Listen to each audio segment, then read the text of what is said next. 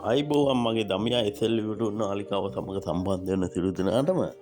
ඔයා මේ දකින්නේ පොත්මලේ ඩෑම් එකෙන් වතුර පිට කලාම ඒ අසලම තියෙන ප්‍රදේශයක් තමයි ඔයා මේ දකින්න බලන්න කොහොමද ඒ වතුරේ පාරෙ සැර ගල් හැරිලා තියන්නේ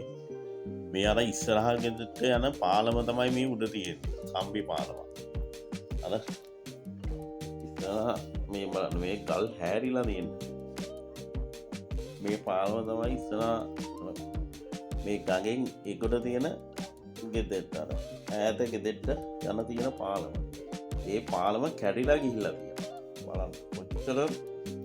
විනාශයක් සිද්ධ වෙලාද කියලා මේ පොත්මලේ ඩෑම් එකෙන් වතුර පිට කරා බලන්න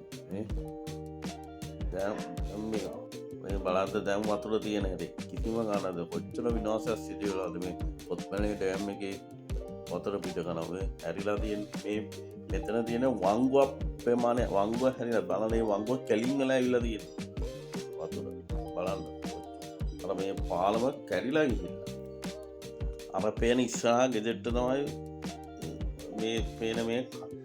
කම්බි පාලම දාලා තියන්නේ බලන්න මෙන්න මේ පාලම විනාශ වෙලා කැඩිලා ගිහිල්ලා තියෙනවා මේ වතුර පාරේ සරට